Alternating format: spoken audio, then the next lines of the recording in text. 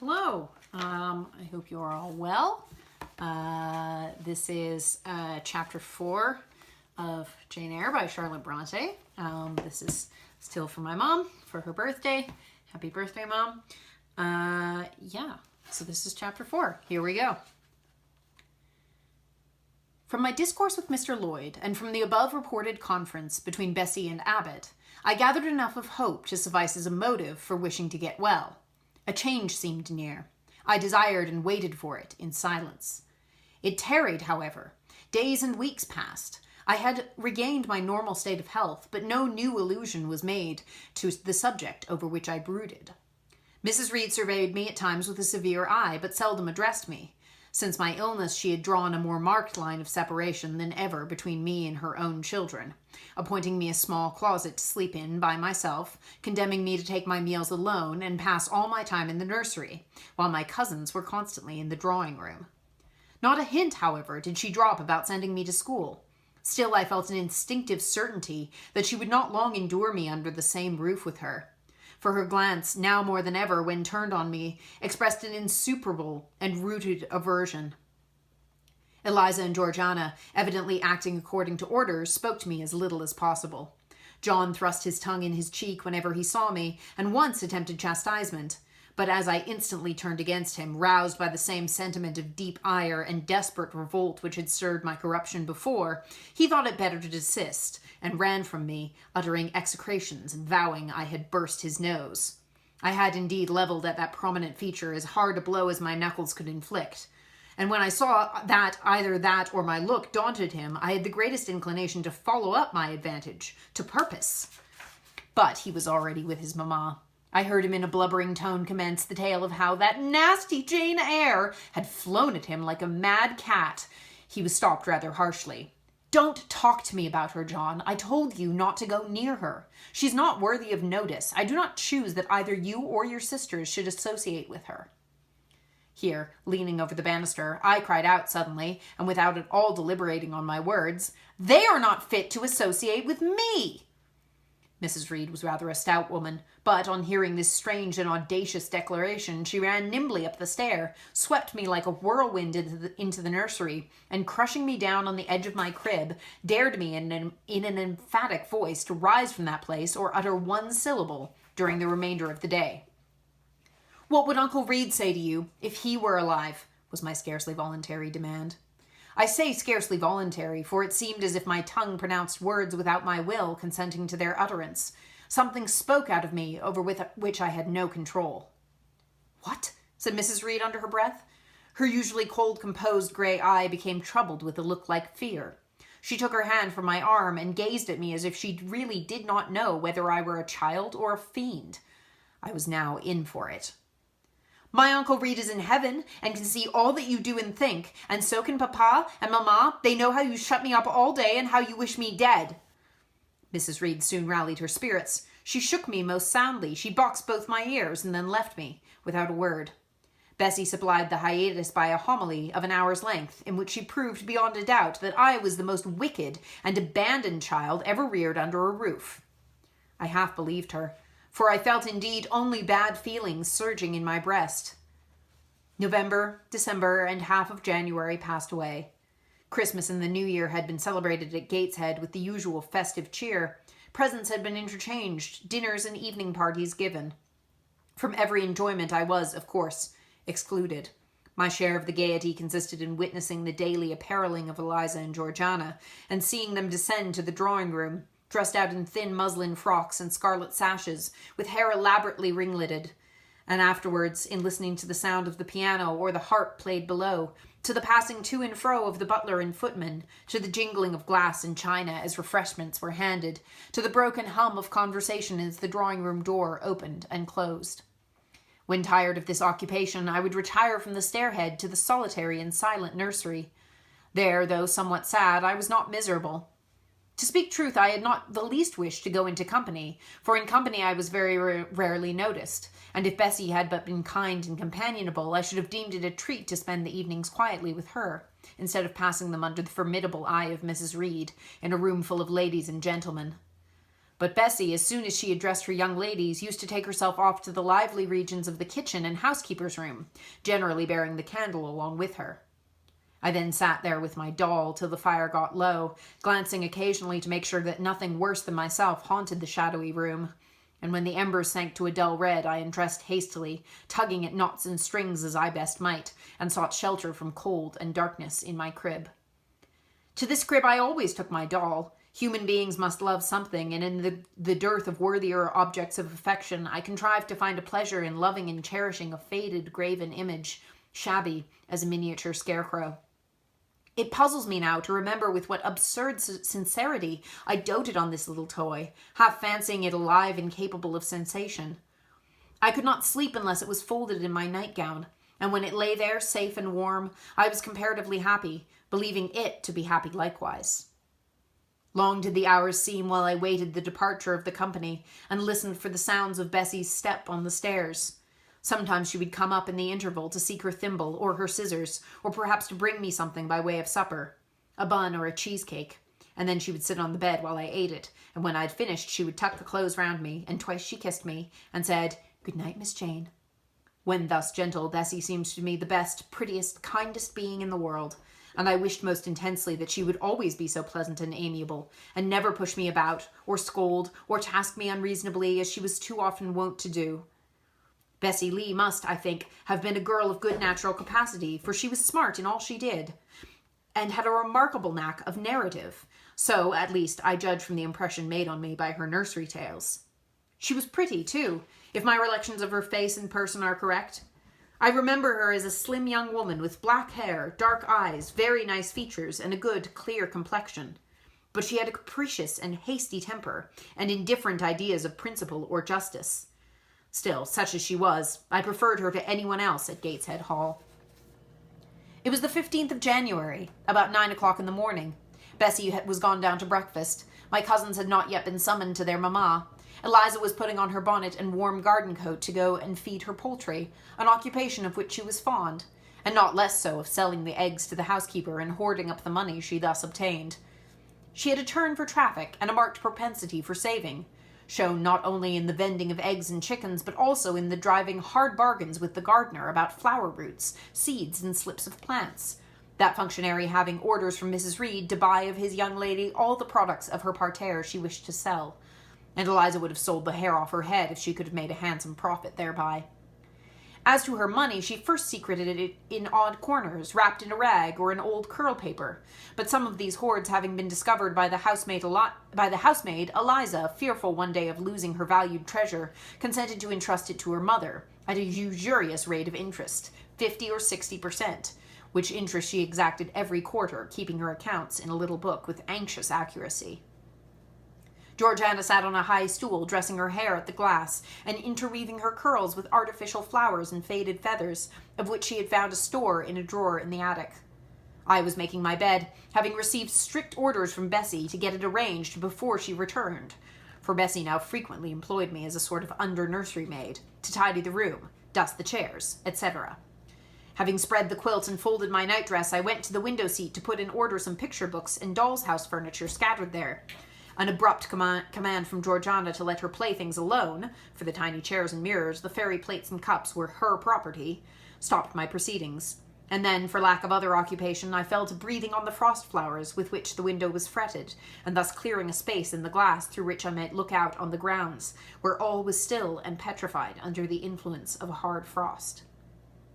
From this window were visible the porter's lodge and the carriage road, and just as I had dissolved so much of the silver-white foliage veiling the panes as left room to look out, I saw the gates thrown open and a carriage roll through.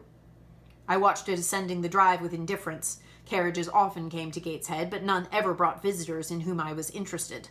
It stopped in front of the house. The doorbell rang loudly. The newcomer was admitted. All this being nothing to me, my vacant attention soon found livelier attraction in the spectacle of a little hungry robin, which came and chirruped on the twigs of the leafless cherry tree nailed against the wall near the casement. The remains of my breakfast of bread and milk stood on the table, and having crumbled a morsel of roll, I was tugging at the sash to put out the crumbs on the windowsill, when Bessie came running upstairs into the nursery. "Miss Jane, take off your pinafore. What are you doing there? Have you washed your hands and face this morning?" I gave another tug before I answered, for I wanted the bird to be secure of its bread. The sash yielded. I scattered the crumbs, some on the stone sill, some on the cherry tree bough, and then, closing the window, I replied, "No, Bessie, I've only just finished dusting." "Troublesome, careless child! And what are you doing now? You look quite red, as if you have been about some mischief. What were you opening the window for?" I was spared the trouble of answering, for Bessie seemed in too great a hurry to listen to explanations. She hauled me to the washstand, inflicted a merciless but happily brief scrub on my face and hands with soap, water, and a coarse towel, disciplined my head with a bristly brush, denuded me of my pinafore, and then, hurrying me to the top of the stairs, bid me go down directly, as I was wanted in the breakfast-room. I would have asked who wanted me. I would have demanded if Mrs. Reed was there, but Bessie was already gone, and had closed the nursery-room door upon me. I slowly descended. For nearly 3 months I had never been called to Mrs. Reed's presence. Restricted so long to the nursery, the breakfast, dining, and drawing rooms were become for me awful regions, on which it dismayed me to intrude.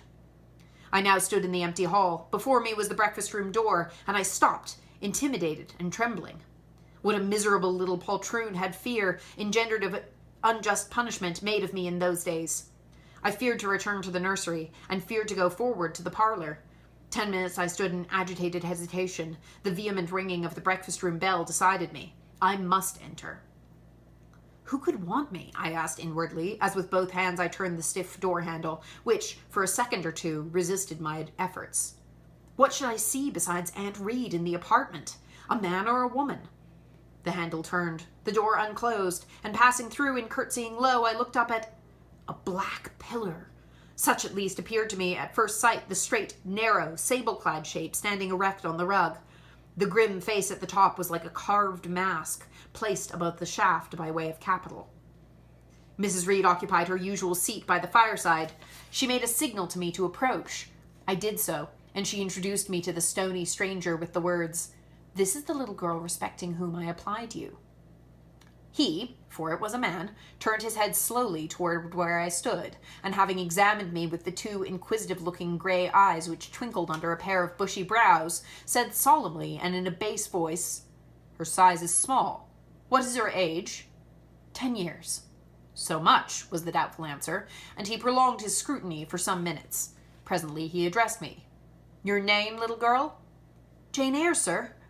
In uttering these words I looked up. He seemed to me a tall gentleman, but then I was very little. His features were large, and they and all the lines of his frame were equally harsh and prim. "Well, Jane Eyre, and are you a good child?" Impossible to reply to this in the affirmative. My little world held a contrary opinion. I was silent. Mrs. Reed answered for me by an expressive shake of the head, adding soon, "Perhaps the less said on that subject the better, Mr. Brocklehurst." "Sorry indeed to hear it. She and I must have some talk." And bending from the perpendicular, he installed his person in the armchair opposite Mrs. Reed's. "Come here," he said. I stepped across the rug. He placed me square and straight before him. What a face he had, now it was almost on a level with mine. What a great nose, and what a mouth, and what large, prominent teeth. "No sight so sad as that of a naughty child," he began, "especially a naughty little girl. Do you know where the wicked go after death?" "They go to hell," was my ready and orthodox answer. "And what is hell? Can you tell me that?" "A pit full of fire." "And should you like to fall into that pit and be burning there forever?" "No, sir." "What must you do to avoid it?" I deliberated a moment. My answer, when it did come, was objectionable. "I must keep in good health and not die."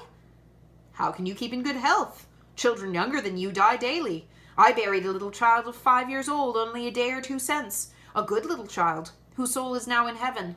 It is to be feared the same could not be said of you, were you to be called hence."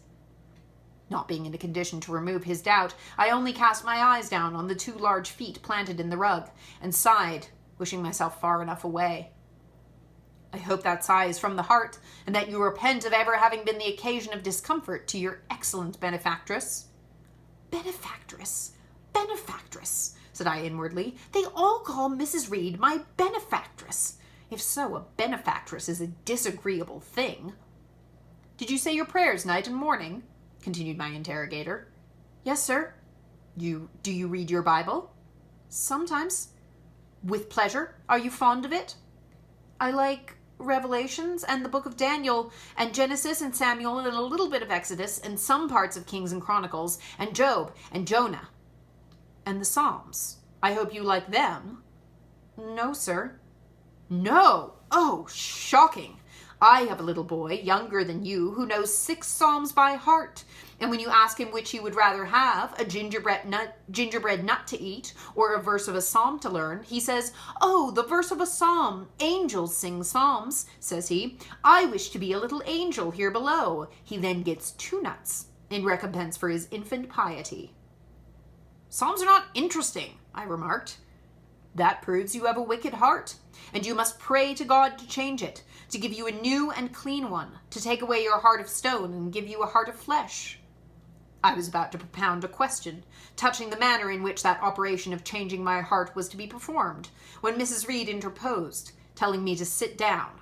She then proceeded to carry on the conversation herself.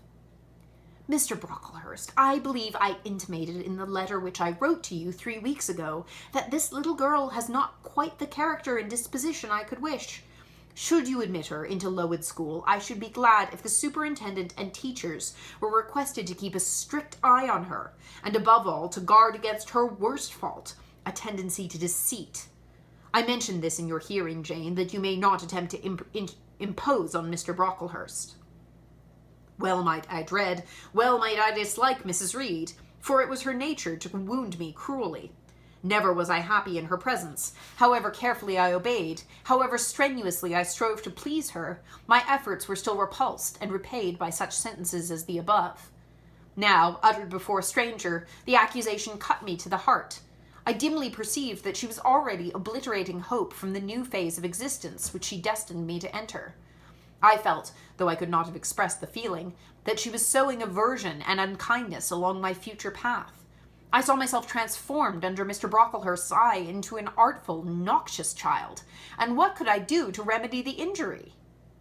Nothing indeed, thought I, as I struggled to repress a sob and hastily wiped away some tears, the impotent evidences of my anguish. "Deceit is indeed a sad fault in a child," said Mr. Brocklehurst.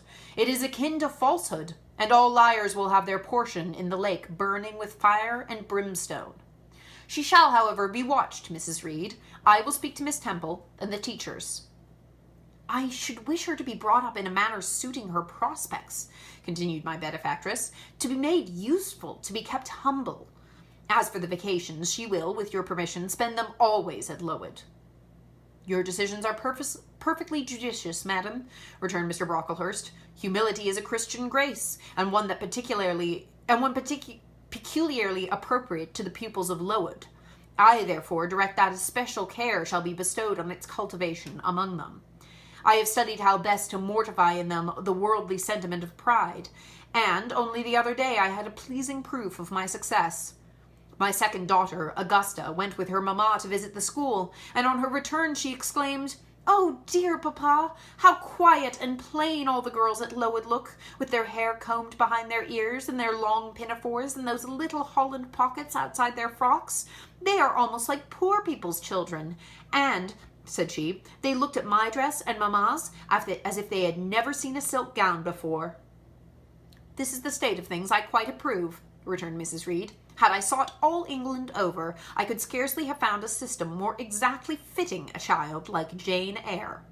Consistency, my dear Brocklehurst. I advocate consistency in all things." "Consistency, madam, is the first of Christian duties. It has been observed in every arrangement connected with the establishments of Lowood. Plain fare, simple attire, unsophisticated accommodations, hardy and active habits, such is the order of the day in the house and its inhabitants." "Quite right, sir. I may then depend upon this child being received as a pupil at Lowood, and there being trained in conformity to her position and prospects?"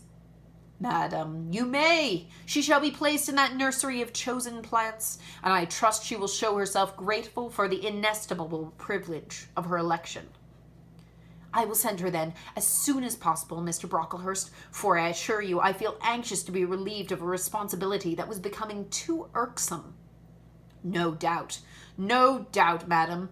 And now I wish you a good morning. I shall return to Brocklehurst Hall in the course of a week or two. My good friend the Archdeacon will not permit me to leave him sooner. I shall send Miss Temple to notice that she is to expect a new girl, so that there will be no difficulty about receiving her. Goodbye." "Goodbye, Mr. Brocklehurst. Remember to me to Mrs. and Miss Brocklehurst, and to Augusta and Theodore, and Master Broughton Brocklehurst." "I will, madam. Little girl, here is a book entitled The Child's Guide. Read it with prayer, especially that part containing an account of the awfully sudden death of Martha G., a naughty child, addicted to falsehood and deceit." With these words, Mr. Brocklehurst put into my hand a thin pamphlet sewn in a cover, and, having rung for his carriage, he departed. Mrs. Reed and I were left alone. Some minutes passed in silence. She was sewing. I was watching her. Mrs. Reed might be at that time some 6 or 7 and 30. She was a woman of robust frame, square-shouldered and strong-limbed, not tall, and, though stout, not obese. She had a somewhat large face, the under jaw being much developed and very solid. Her brow was low, her chin large and prominent, mouth and nose sufficiently regular. Under her light eyebrows glimmered an eye devoid of ruth. Her skin was dark and opaque, her hair nearly flaxen. Her constitution was sound as a bell. Illness never came near her. She was an exact, clever manager. Her household and tenantry were thoroughly under her control. Her children only at times defied her authority and laughed it to scorn. She dressed well, and had a presence and port calculated to set off handsome attire. Sitting on a low stool a few yards from her armchair, I examined her figure. I perused her features. In my hand I held the tract containing the sudden death of the liar, to which narrative my attention had been pointed as an appropriate warning. What had just passed, what Mrs. Reed had said concerning me to Mr. Brocklehurst, the whole tenor of their conversation was recent, raw, and stinging in my mind. I had felt every word as acutely as I had heard it plainly, and a passion of resentment fermented now within me. Mrs. Reed looked up from her work. Her eyes settled on mine. Her fingers at the same time suspended their nimble movements. "Go out of the room. Return to the nursery," was her mandate. My look or something else must have struck her as offensive, for she spoke with extreme, though suppressed, irritation. I got up. I went to the door. I came back again. I walked to the window, across the room, and then close up to her. Speak I must. I had been trodden on severely, and must turn. But how? What strength had I to dart retaliation at my antagonist? I gathered my energies and launched them in this blunt sentence. "I am not deceitful. If I were, I should say I loved you. But I declare I do not love you. I dislike you the worst of anybody in the world except John Reed. And this book about the liar you may give to your girl Georgiana, for it is she who tells lies, and not I." Mrs. Reed's hands still lay on her work, inactive. Her eye of ice continued to dwell freezingly on mine. "What more have you to say?" she asked, in the tone which a person might address an opponent of adult age than such as is ordinarily used to a child. That eye of hers, that voice, stirred every antipathy I had. Shaking from head to foot, thrilled with ungovernable excitement, I continued, "I am glad you are no relation of mine. I will never call you aunt again so long as I live. I will never come to see you when I am grown up, and if anyone asks me how I liked you and how you treated me, I will say the very thought of you makes me sick, and that you treated me with miserable cruelty." "How dare you affirm that, Jane Eyre?" "How dare I, Mrs. Reed? How dare I? Because it is the truth. You think I have no feelings, and that I can do without one bit of love or kindness, but I cannot live so, and you have no pity. I shall remember how you thrust me back, roughly and violently thrust me back into the Red Room, and locked me up there to my dying day. Though I was in agony, though I cried out while suffocating with distress, 'Have mercy, Aunt Reed!' And that punishment you made me suffer because your wicked boys struck me, knocked me down for nothing. I will tell anybody who asks me questions this exact tale. People think you are a good woman, but you are bad, hard-hearted. You are deceitful." Ere I had finished this reply, my soul began to expand, to exult, with the strangest sense of freedom, of triumph, I ever felt. It seemed as if an invisible bond had burst, and that I had struggled out into the unhoped-for liberty. Not without cause was this sentiment. Mrs. Reed looked frightened. Her work had slipped from her knee. She was lifting up her hands, rocking herself to and fro, and even twisting her face, as if she would cry. Jane, you are under a mistake. What is the matter with you? Why do you tremble so violently? Would you like to drink some water? No, Mrs. Reed. Is there anything else you wish for, Jane? I assure you I desire to be your friend. Not you. You told Mr. Brocklehurst I had a bad character, a deceitful disposition, and I'll let everybody at Lowood know what you are and what you have done. Jane, you don't understand these things. Children must be corrected for their faults. Deceit is not my fault, I cried out in a savage, high voice. But you are passionate, Jane. That you must allow. And now return to the nursery, there's a dear, and lie down a little. I'm not your dear. I cannot lie down. Send me to school soon, Mrs. Reed, for I hate to live here. I will indeed send her to school soon, murmured Mrs. Reed, sotto voce, and gathering up her work, she abruptly quitted the apartment. I was left there alone, winner of the field. It was the hardest battle I had fought, and the first victory I had gained. I stood a while on the rug where Mr. Brocklehurst had stood, and I enjoyed my conqueror's solitude.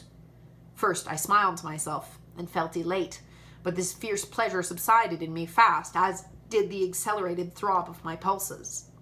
A child cannot quarrel with its elders, as I had done, cannot give its furious feelings uncontrolled play, as I had given mine, without experiencing afterwards the pang of remorse and the chill of reaction. A ridge of lighted heath, alive, glancing, devouring, would have been a meet emblem of my mind when I accused and menaced Mrs. Reed. The same ridge, black and blasted after the flames are dead, would have represented as meetly my subsequent condition, when half an hour's silence and reflection had shown me the madness of my conduct and the dreariness of my hated and hating position. Something of vengeance I had tasted for the first time, as aromatic wine it seemed, on swallowing, warm and racy. Its after-flavor, metallic and corroding, gave me a sensation as if I had been poisoned. Willingly would I now have gone and asked Mrs. Reed's pardon, but I knew, partly from experience and partly from instinct, that was the way to make her repulse me with double scorn, thereby re-exciting every turbulent impulse of my nature. I would fain exercise some better faculty than that of fierce speaking, fain find nourishment for some less fiendish feeling than that of sombre indignation. I took a book, some Arabian tales. I sat down and endeavored to read. I could make no sense of the subject. My own thoughts swam always between me and the page I had usually found fascinating. I opened the glass door in the breakfast room. The shrubbery was quite still. The black frost reigned, unbroken by sun or breeze, through the grounds. I covered my head and arms with the skirt of my frock, and went out to walk in a part of the plantation which was quite sequestered.